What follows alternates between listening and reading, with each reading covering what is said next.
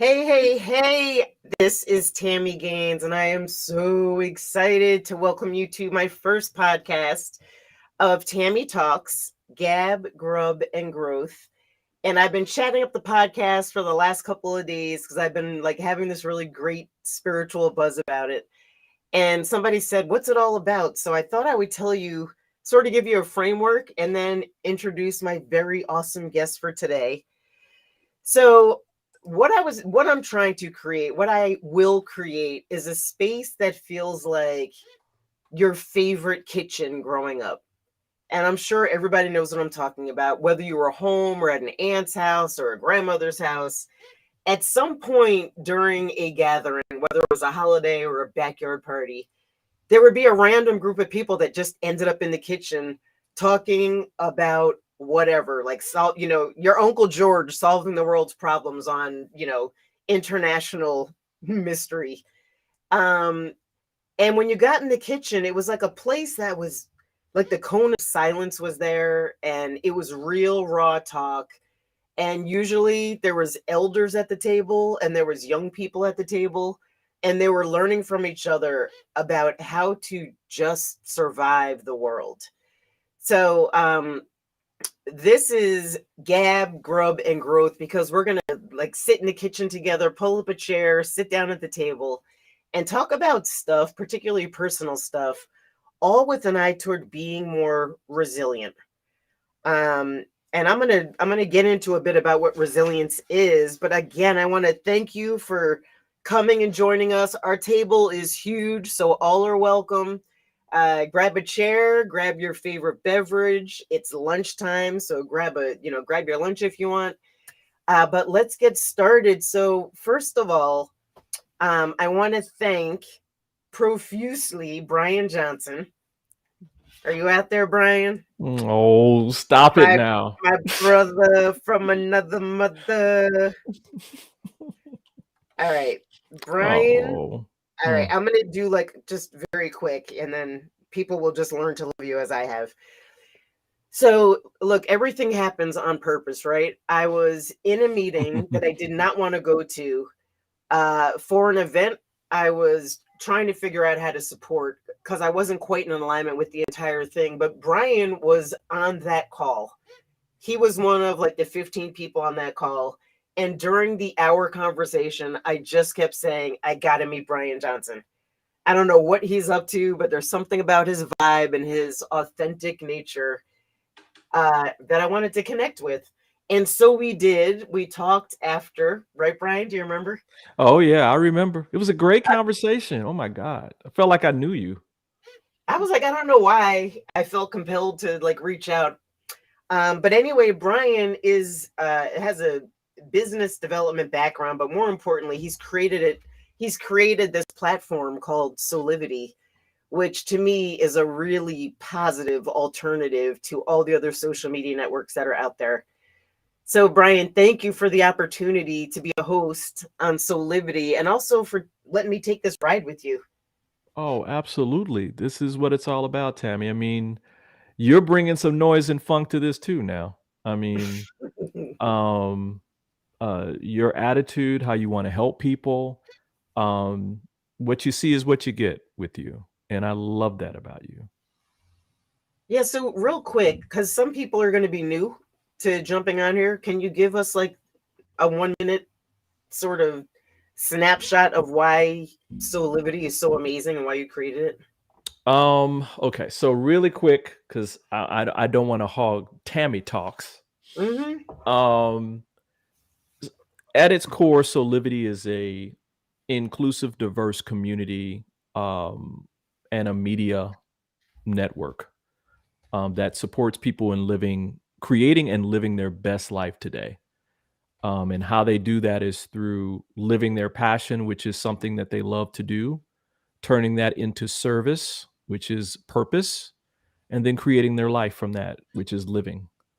And so, we help people through our inspirational content to take aspirational steps that again creates that best life today. Nice. Nice. Congratulations. And I know you're just getting started, even though you've made a tremendous amount of progress. Like good things are just popping off. Um, so before I introduce my next guest, I just want to remind everybody that we are live. So if you have a question or a comment on Facebook Live or YouTube, go ahead and pop it in the comments and we'll see it and we'll be happy to respond to it. So my second guest, I just met, I think 3 weeks ago, but I feel like she's a sister. And her energy and her vibe is so calming and so intelligent. I just asked you at the last minute to come on here because I've loved like being a host with you for these last couple of weeks. Yeah. So, ladies and gentlemen, Candice Harper. Woo woo. Hey, woo! Woo, woo, Thank you for that introduction, Tammy. Candy.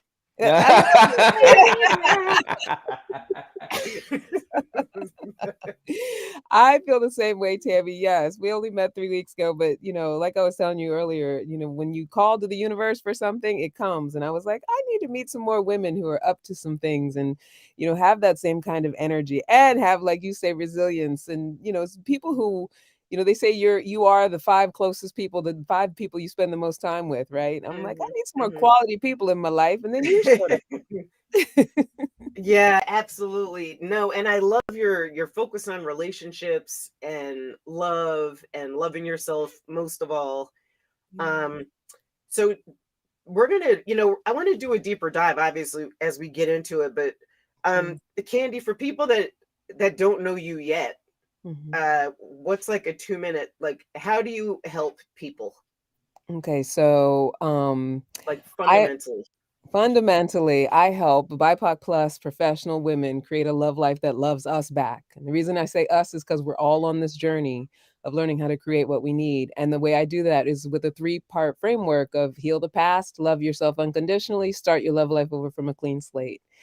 And so within those 3 parts, there's a lot of work to be done for all of us. Oh, who you telling? That is nothing but work. That's a full-time job. Shoot. It's a full-time job. So, and you never get it done, right? Like we're always on the path of growth. Otherwise, what's the alternative? You're either growing or dying, right? Right. So, what I am is a guide, a healer, a heart healer, a hypnotherapist. So I give suggestion. I help with actually causing transformation in those areas. And, yeah, that's what I do. And I'm no nonsense. Like I'm a coach for real. A lot of times when it comes to relationships, people just want people that will sit around and co-sign that everyone else sucks but me. And I'm that coach that lets people know, like, not that you suck, but you got to know how you're responsible for your experience and how to become powerful around it. And that's what I help people do. Yeah. Oh my God, I love it. So I think that's core. One of the cores to resilience is that. So before we dive into it, I just want to level set with you guys when we talk about resilience.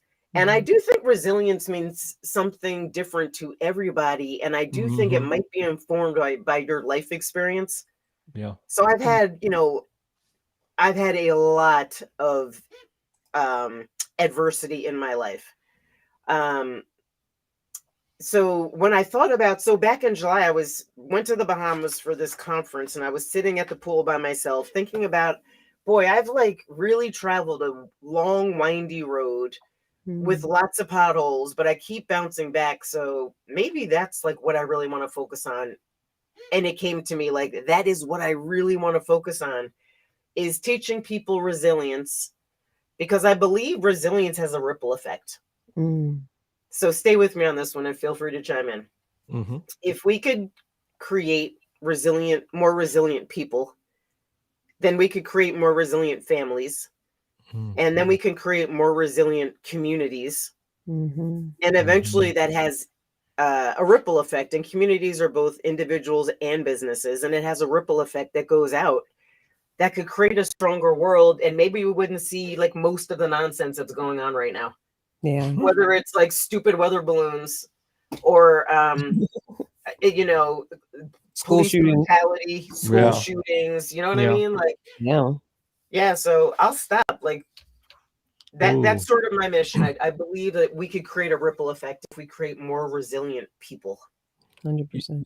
You know, Tami, as you're talking about this, I'm thinking about the fact that both of my parents were psychotherapists, and they're about helping broken children that become broken adults that become broken parents, right?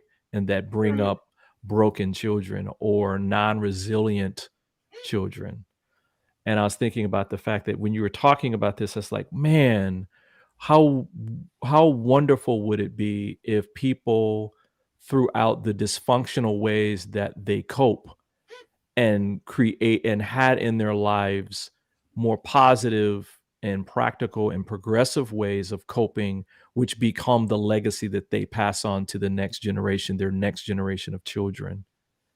And I really resonate with what you're saying, because that's how you change the world. Right. That's really how you change the world. And so that was my initial thought, you know. It's funny, right? It's not monumental when you think about it. Like, everyone's coming up with, my daughter is like in STEM, so people are inventing stuff and creating stuff. But I do think fundamentally, and Candice, I'd love for you to like take a shot at this. Like, we talked about emotional intelligence before. Mm-hmm.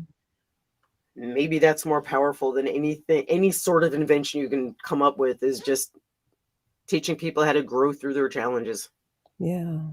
Yeah. I mean, I think that it also helps you know where to direct, because my belief about resilience in general is that we all have it. We just don't know where to put it. Wow. Right? So what are the options? how what are the emotional- options? What's that? What are the options? Like, what are the options for where you put it? Well, think about, like, resilience requires a lot of intention and commitment, right? So if my intention and commitment is to being high, I'm going to be an addict. So and if you've ever known an addict, they are resilient as hell at staying high. Right? Woo! But if I know that I want, right right? out the gate, we're to be put in a box right out the gate, but I'm okay with that. I'm totally fine with that. I hope we get censored. Well, I mean, I'm just saying it like it is, right? Like we all have that ability to have stick-to-itiveness. It's just that with emotional intelligence, we get to realize where to put that and where to come up with our most committed and constructive intention. Right? We all have it. And it's that ability to recognize that, because I think we live in such a sort of black-white binary kind of society that we often want to say this is wrong and this is right. It's like, no, you have power. You have a strong suit.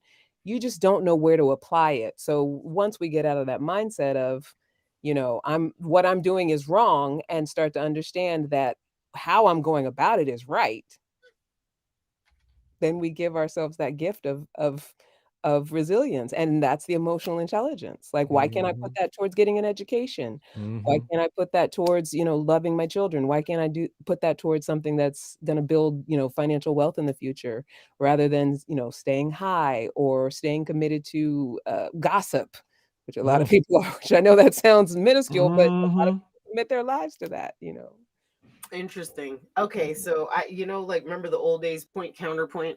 Yeah. I have a counterpoint because I don't think we all have it. No. I think it could be developed and taught. But listen, we're going to take a quick break. When we come back, I just want to do a little deeper dive into that idea. I love it. All right, cool.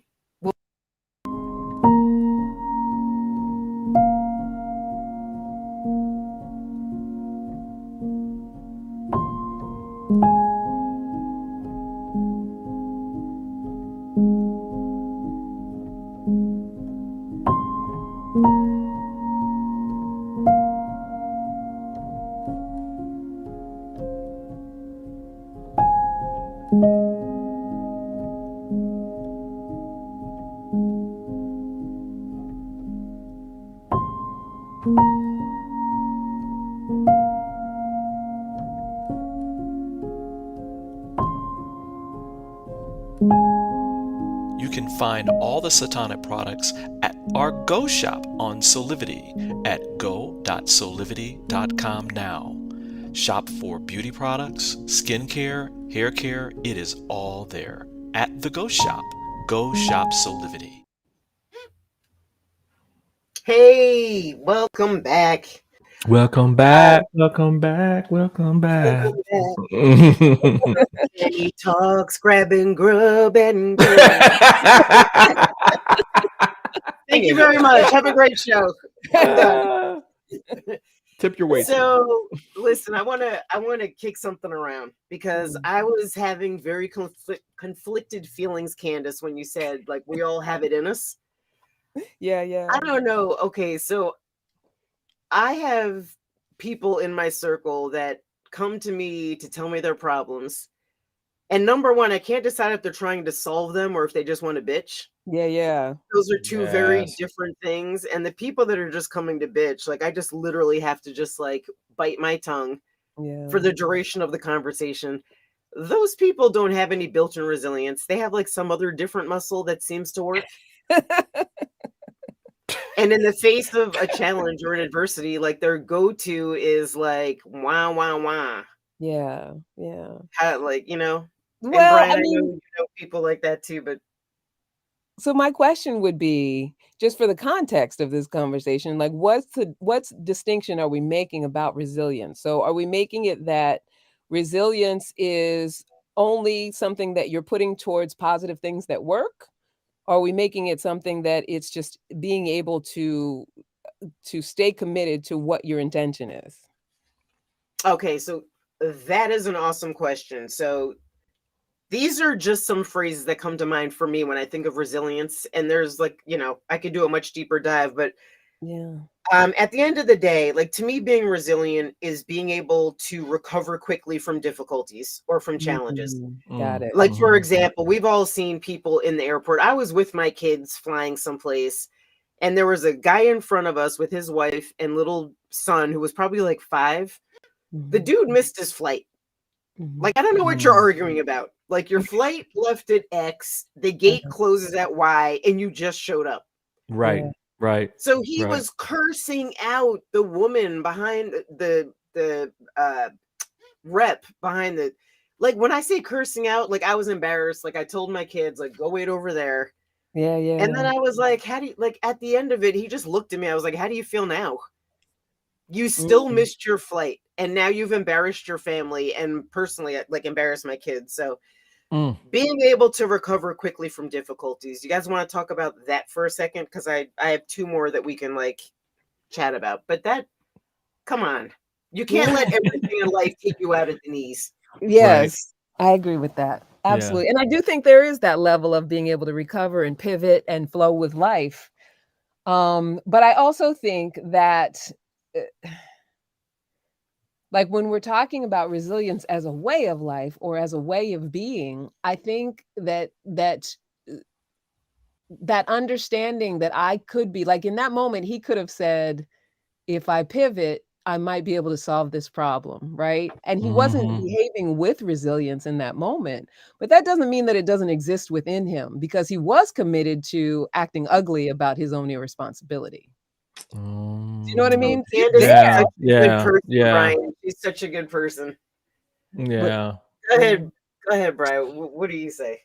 Well, I'll reiterate what I said before, and that is, I think that there's choices. I think that people have to learn how to make better choices, but they're always socialized into being one person first, right? So if their parents were, what was demonstrated by, let's say, this guy's father, where that's how he acted in times of adversity, then he's going to mirror that and be like, well, that's how my dad did it. So that's how, not consciously, but that's how I'm going to handle these situations. It doesn't mean, I think, to Candice's point, that you see other people that handle things differently and get better outcomes, that choice isn't available for that person to do so. But at the end of the day, it depends upon, I think people have to become self-aware about what attitudes and what behaviors they're giving out that are self-defeating. right? That's a self-defeating attitude. If that dude was Mhm. yelling out and doing all this stuff and he goes to the ticket agent is going to be less likely to help that person because of how he was and how he acted. Yeah, it's like a vicious cycle, right? Yeah. Exactly. And some people are very powerful in their self-defeat. I mean, there's people who go decades in committed to self-defeat.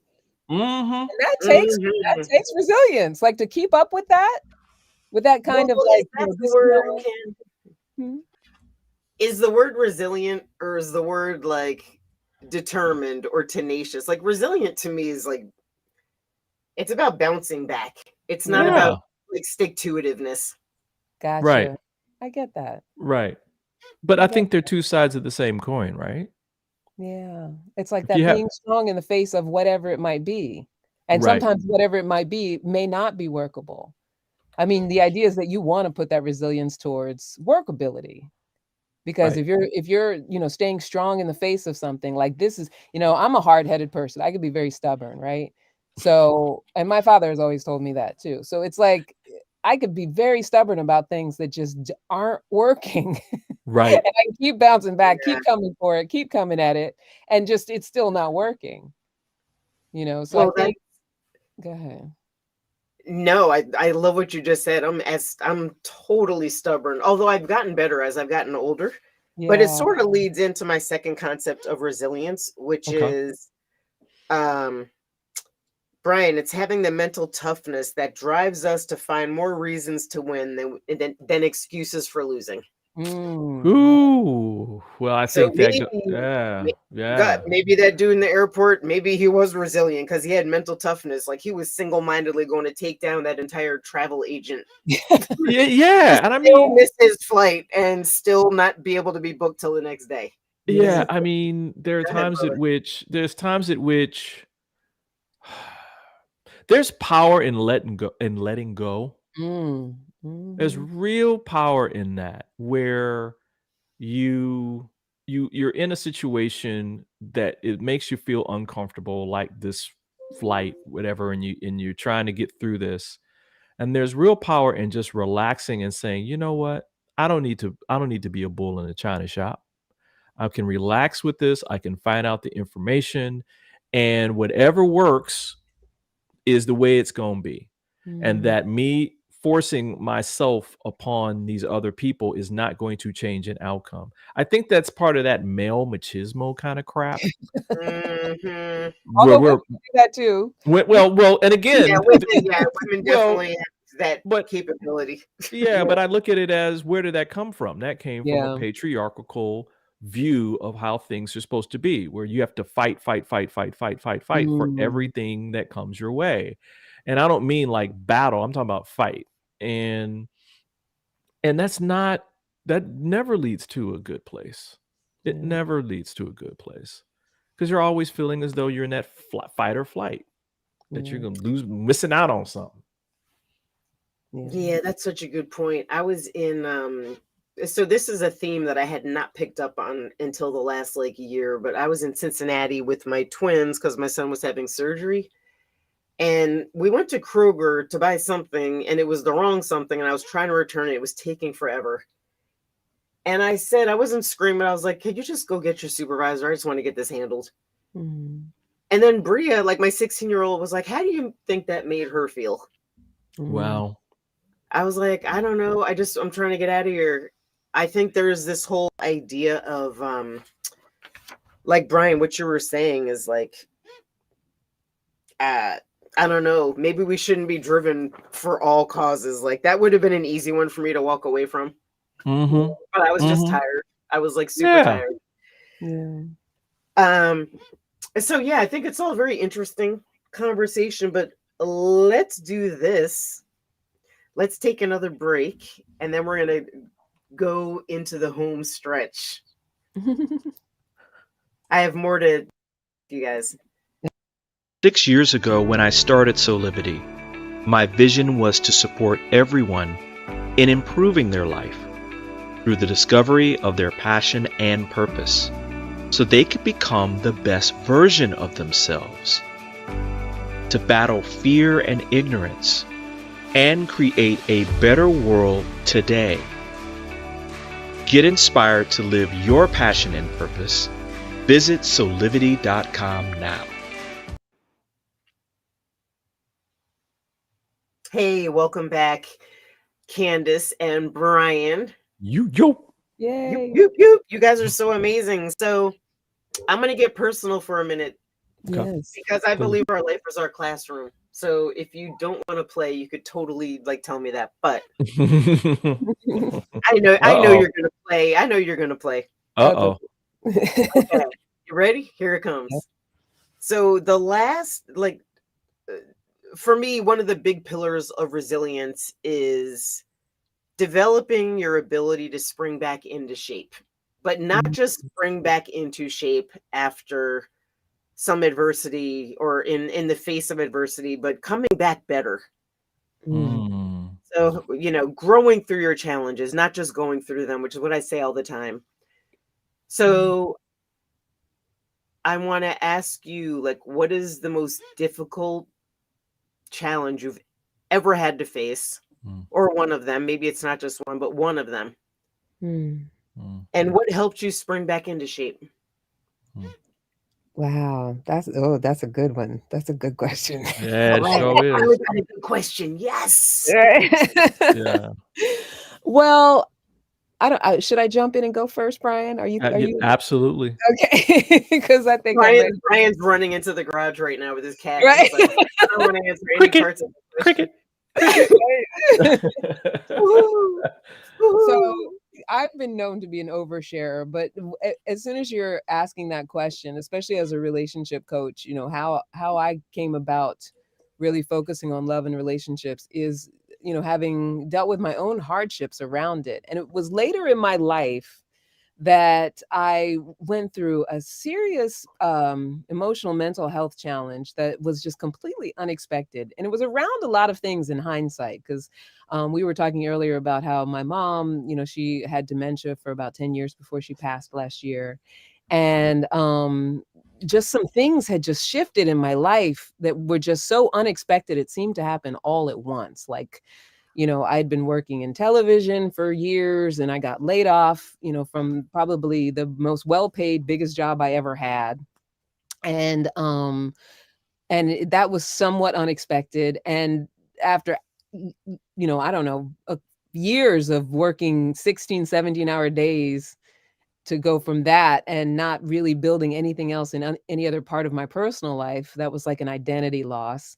And then I realized in my early 40s, I hadn't had children. I hadn't gotten married. I'd focused only on my career. And I was left with nothing but, my little 6-pound Pomeranian and now an apartment I couldn't afford. And so that led me into a relationship that I got into out of lack. And it ended up being a very physically abusive relationship.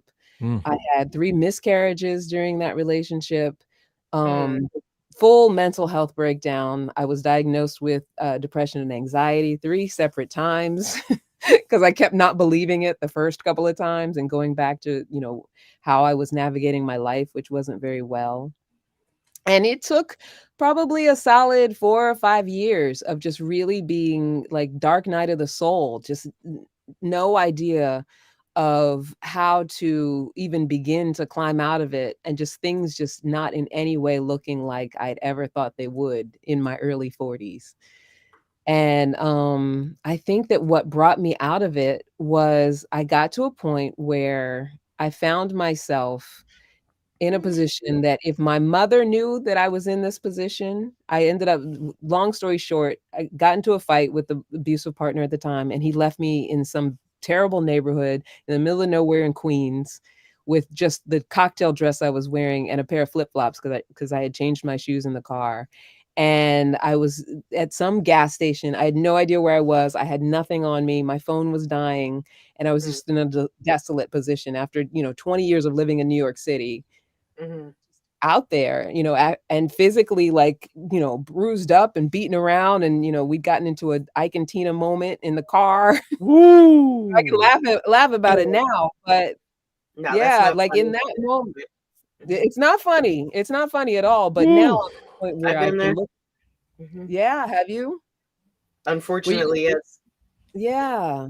And it's that ability to look back on it. And to me, I'm unrecognizable to myself. Like when I look at myself back then compared to now, I'm like, who was that girl even?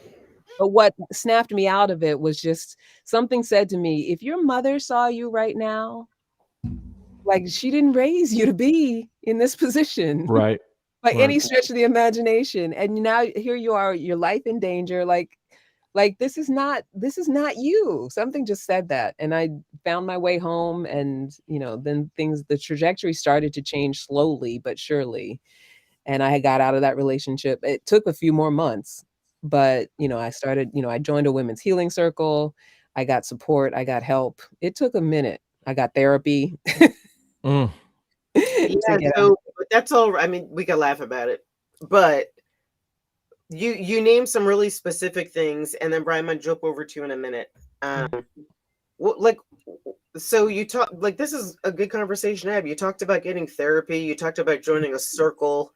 Yeah. Like, can you give a couple of specifics that you feel like helped you rebound? Well, other people being willing to ask for support. I didn't know it at the time because I wouldn't have had this language to identify it, but I was in such a lone wolf mentality that I needed no one but myself. And even within that relationship, I had that mentality. But I got to a point where it was so dark that I couldn't not ask someone to help me.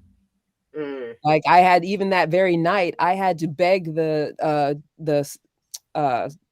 ticket operator for the train to get on the train. I had nothing to get on the train, so I had to beg him to let me into the gate. And I wasn't someone who ever asked anybody for anything, anybody for help or anything. Wow. And so, yeah, it took being able to go on a road where bit by bit, I was willing to ask someone to help me emotionally. I think that's tough. I've been there also, like asking for help when you're already vulnerable. I feel like it just makes you more vulnerable. So yeah, I probably wrote out a few challenges a little too long. Like I could have cut them and solved them if I didn't have pride around it. Brian, what are you thinking? So yeah, think about like the most challenging thing you've experienced. That's easy. And then how did you spring back into shape, like better and stronger? So the year was 2007, and I was living in Houston, Texas at that time. And I was doing way too much stuff. I had irons in the fire where I was trying to help some brothers build their business so that I could be a partner in it. And I was I was doing all kinds of work. I was doing stuff at the church that I was going to, which was the Unity Church of Houston. Hey, Unity.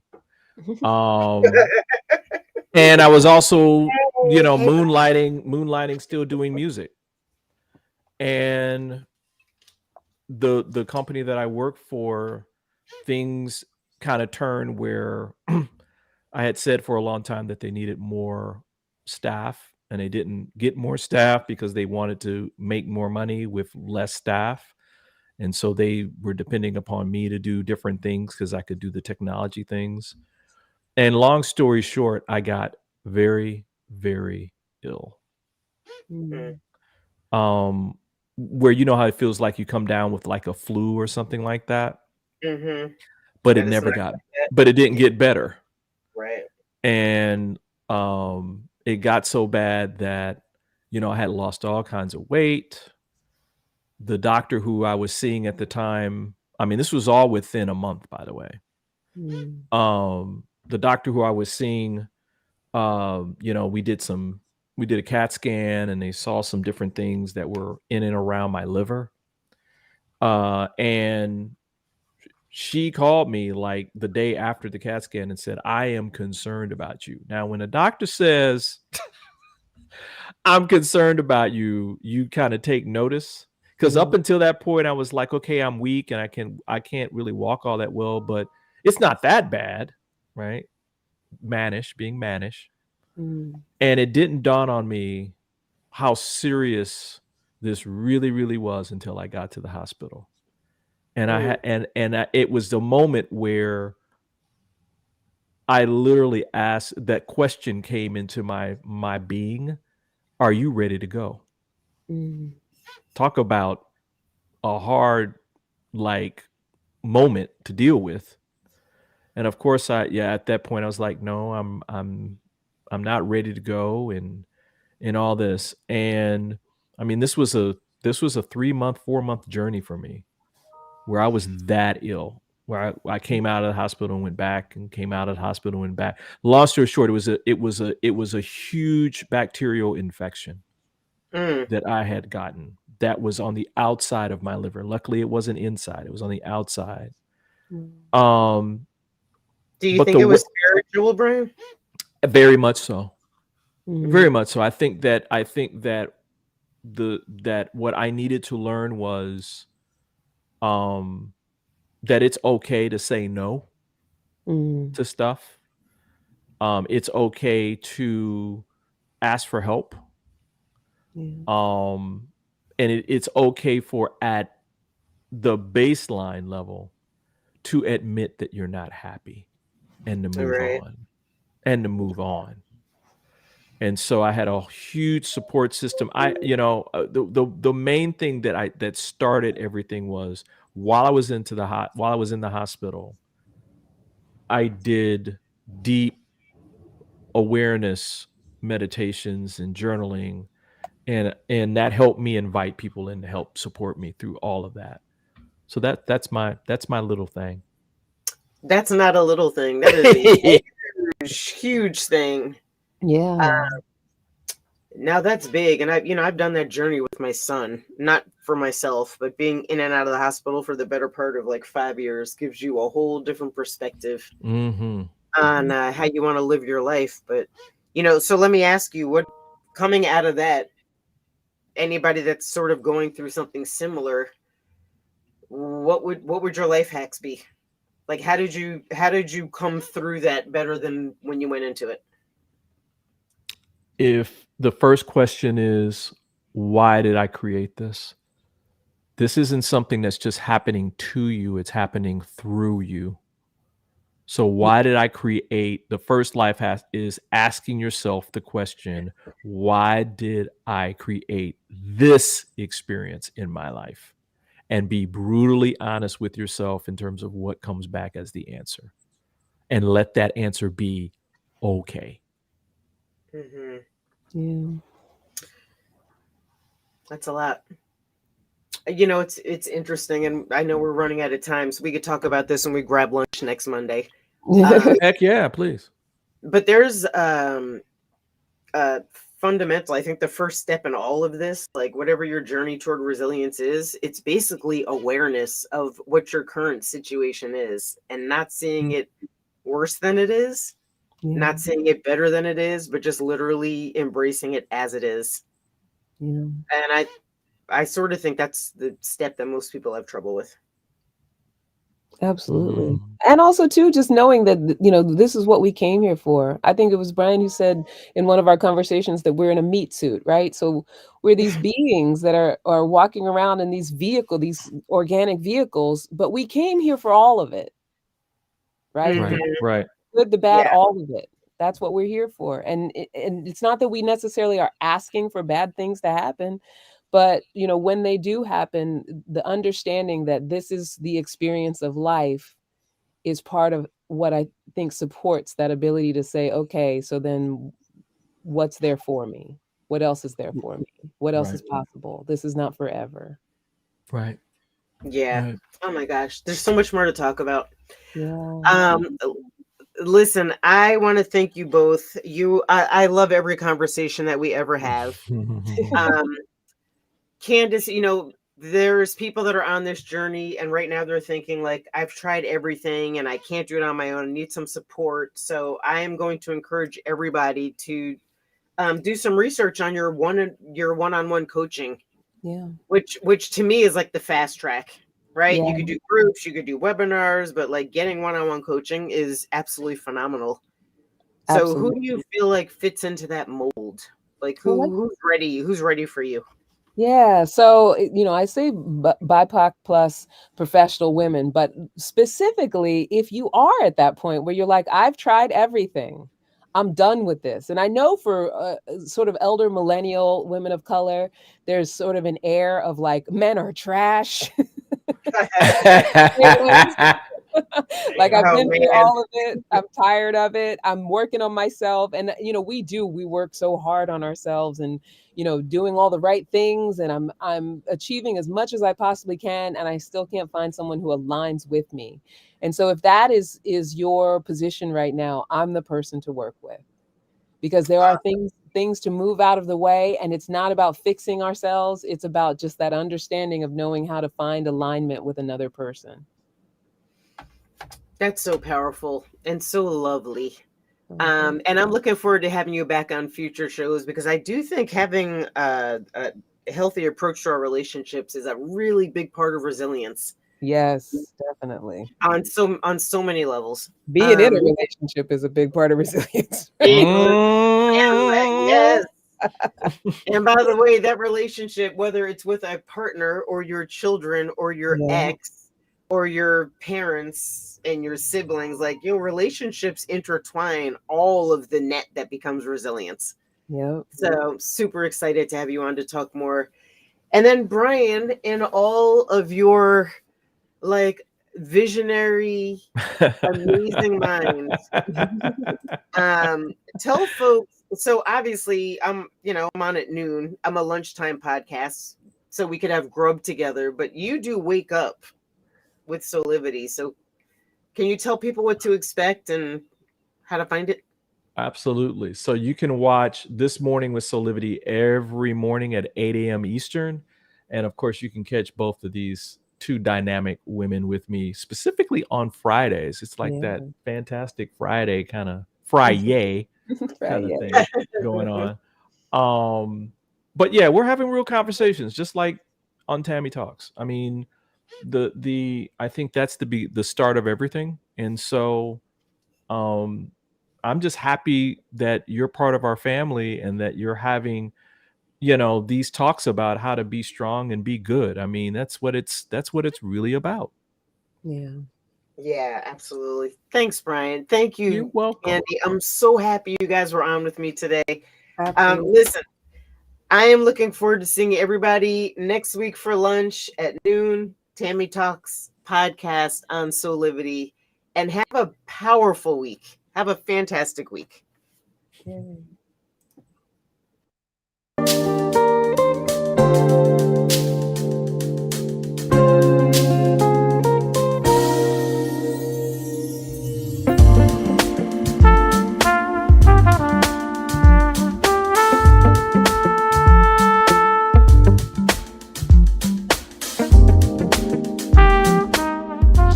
This work is subject to copyright owned by Affinity Global LLC. Any reproduction or republication of all or part of this is expressly prohibited unless Affinity Global LLC has explicitly granted its prior written consent. All other rights reserved.